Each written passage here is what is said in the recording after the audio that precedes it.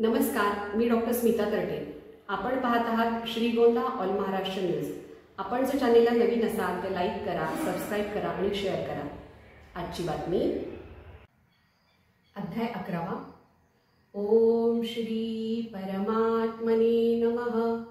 श्रीमद् भगवद्गीता अथैकादशोऽध्यायः। अर्जुन उवाच मदनुग्रहाय परमं गुह्यमध्यात्मसञ्ज्ञितं यत्त्वयोक्तं वचस्तेन मोहोऽयं विगतो मम।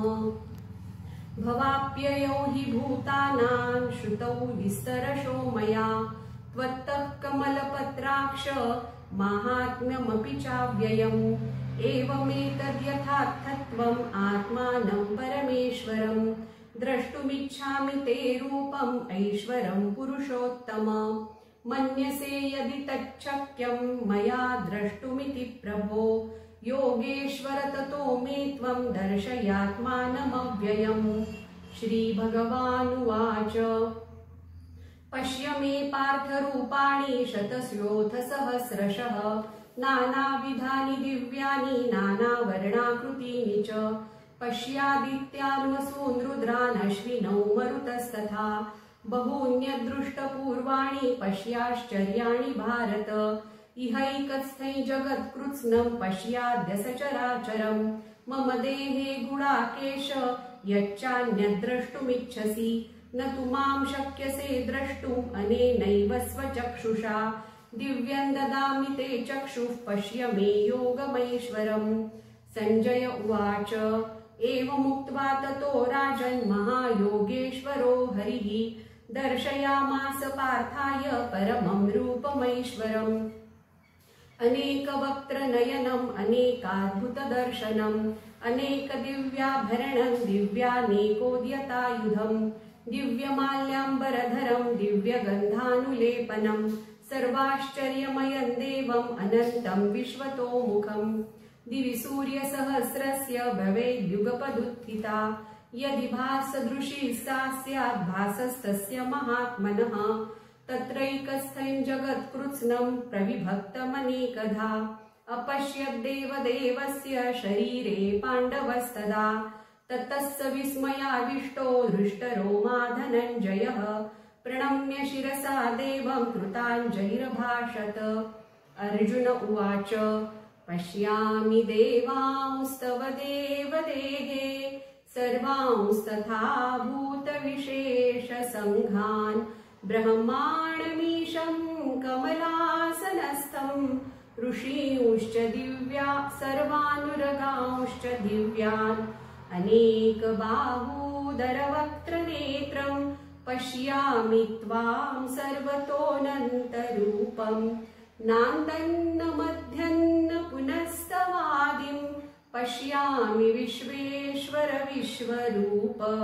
किरीटिनं गदिनं चक्रिणं च तेजो राशि सर्वतो दीप्तिमन्तं पश्यामि त्वां दुर्निरीक्ष्यं समन्तात् दीप्तानलार्कद्युतिमप्रमेयम्।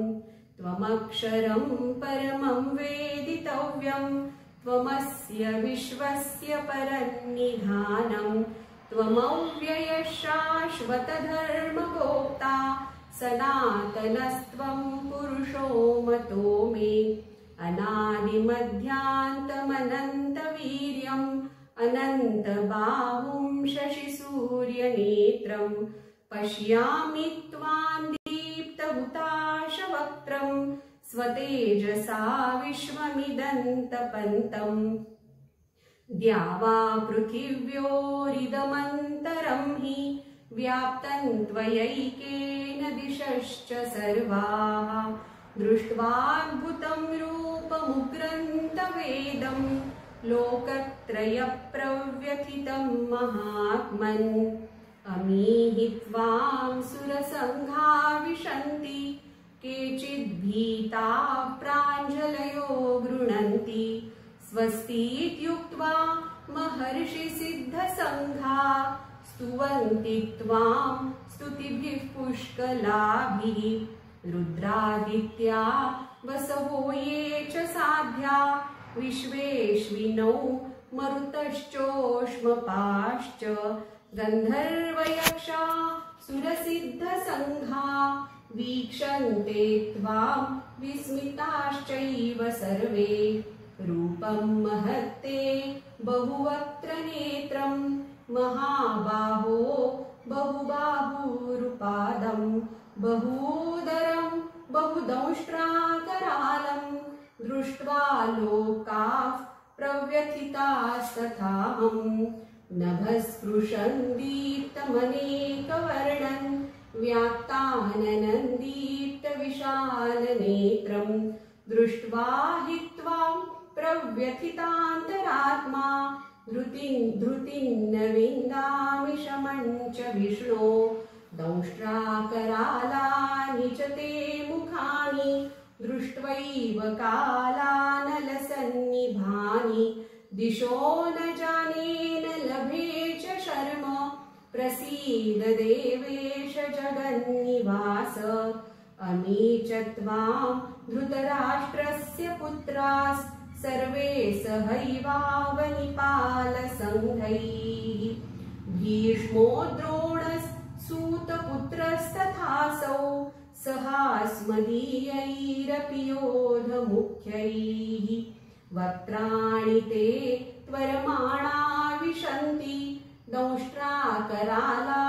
भयानकानि केचिद्विलग्ना दशनान्तरेषु सन्दृश्यन्ते चूर्णितैरुत्तमाङ्गैः यथा नदीनां बहवोऽम्बुवेगाः समुद्रमेवाभिमुखा द्रवन्ति तथा तवामी नरलोकवीरा विशन्ति वक्त्राण्यभिविज्वलन्ति यथा प्रदीप्तञ्ज्वलनं पतङ्गा विशन्ति नाशाय समृद्धवेगाः तथैव नाशाय विशन्ति लोकास्तवापि वक्त्राणि समृद्धवेगाः लेलीहसे ग्रसमानः समन्ताल् लोकान् समग्रान् वदनैर्ज्वलद्भिः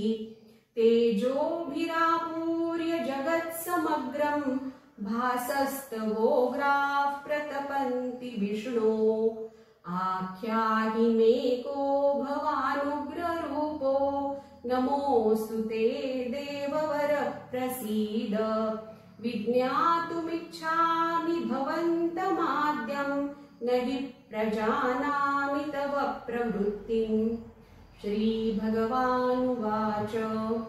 कालोऽस्मि लोकक्षयकृत् प्रवृद्धो लोकान् समाहर्तुमिह प्रवृत्तः ऋतेऽपि त्वान्न भविष्यन्ति सर्वे येव स्थिताः प्रत्यनीकेषु योधाः तस्मात् त्वमुत्तिष्ठ यशो लभस्व जित्वा शत्रून् भुङ्क्ष्व राज्यं समृद्धम् मयैवैते निहताः पूर्वमेव निमित्तमात्रं भव सव्यसाचिन् द्रोणं च भीष्मं च जयद्रथं च कर्णं तथान्यानपि योधवीरान् मया हतास्त्वं जहिमा व्यथिष्ठा युध्यस्व जेतासि रणे सपत्नान् सञ्जय उवाच एतच्छ्रुत्वा वचनं केशवस्य कृताञ्जलिर्वेपमानः किरीटी नमस्कृत्वा भूय एवाह कृष्णं सगद्गदं भीतः प्रणम्यम् अर्जुन उवाच स्थाने ऋषिकेश तव प्रकीर्त्या जगत्प्रहृष्यत्यनुरज्यते च रक्षांसि भीतानि दिशो द्रवन्ति सर्वे नमस्यन्ति च सिद्धसङ्घाः कस्माच्च तेन न मेरन्महात्मन् गरीयसे ब्रह्मणोऽप्यादिकर्त्रे अनन्तदेवेश जगन्निवास त्वमक्षरं सदसतत्परं यत् त्वमादिदेवः पुरुषोऽव्यक्तः पुरुषः पुराणस्त्वमस्य विश्वस्य परन्निधानम्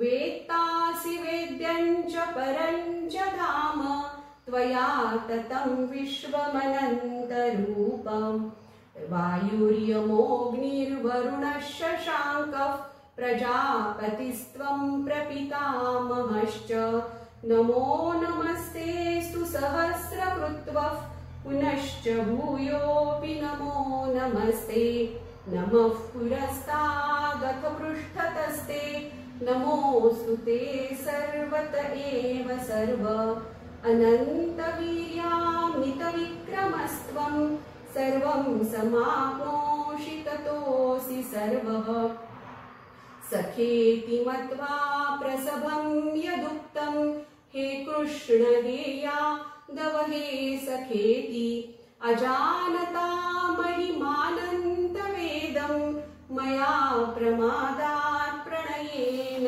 वापि यच्चावहासार्थमसत्कृतोऽसि विहारशय्यासनभोजनेषु एकोऽथवाप्यच्युत तत्समक्षं तत्क्षामये त्वामहमप्रमेयम् पितासि लोकस्य चराचरस्य त्वमस्य पूज्यश्च गुरुर्गरीयान् न त्वत्समोऽस्त्यभ्यधिकः कुतोऽन्यो लोकत्रयेऽप्यप्रतिमप्रभाव तस्मात् प्रणम्य प्रणिधाय कायं प्रसादये त्वामहमीशमीड्यम् पितेव पुत्रस्य सखेव सख्युः प्रियः प्रियायार्हसि देव सोढुम् अदृष्टपूर्वं हृषितोऽस्मि दृष्ट्वा भयेन च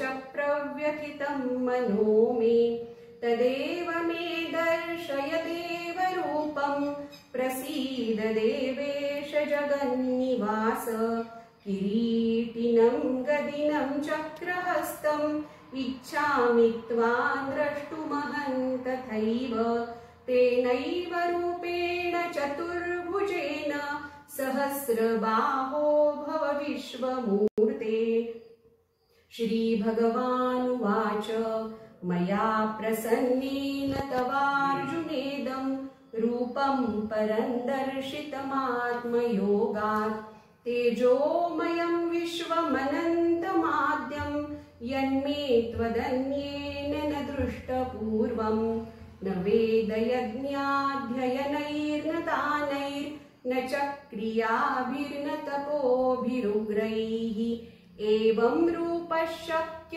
अहं नृलोके द्रष्टुं त्वदन्येन कुरु प्रवीर मा ते व्यथा मा च विमूढभावो दृष्ट्वा रूपं घोरमीद्रुं ममेदं व्यपेतभिः प्रीतमनाः पुनस्त्वं तदेव मे रूपमिदं प्रपश्य सञ्जय उवाच इत्यर्जुनं वासुदेवस्तथोक्त्वा स्वकं रूपं दर्शयामास भूयः आश्वासयामास च भीतमेनं भूत्वा पुनः सौम्य वपुर्महात्मा अर्जुन उवाच दृष्ट्वेदं मानुषं रूपं तव सौम्यं जनार्दन इदानीमस्मि संवृत्तः सचेताः प्रकृतिं गतः श्रीभगवानुवाच सुदुर्दर्शमिदं रूपं दृष्टवानसि यन्मम देवा अप्यस्य रूपस्य नित्यं दर्शनकाङ्क्षिणः नाहं वेदैर्न तपसा न दानेन न चेज्यया शक्य एवं विधो द्रष्टुं दृष्टवानसि मां यथा भक्त्या त्वनन्यया शक्य अहमेवं विधोऽर्जुन ज्ञातुं द्रष्टुं च तत्त्वेन प्रवेष्टुं च परन्तप मत्कर्म कृन्मत्परमो मद्भक्तः सङ्गवर्जितः निर्वैरः सर्वभूतेषु यः स मामेति पाण्डव। ॐ तत्सदिति श्रीमद्भगवद्गीतासु उपनिषत्सु ब्रह्मविद्यायां योगशास्त्रे श्रीकृष्णार्जुनसंवादे विश्वरूपदर्शनयोगो नामैकादशोऽध्यायः। ॐ श्रीकृष्णार्पणमस्तु। योगेशं सच्चिदानन्दं वासुदेवं रजप्रियं धर्मसंस्थापकं वीरं कृष्णं वन्दे जगद्गुरुं। कृष्णाय वासुदेवाय हरये परमात्मने प्रणतः क्लेशनाशाय गोविन्दाय नमो नमः।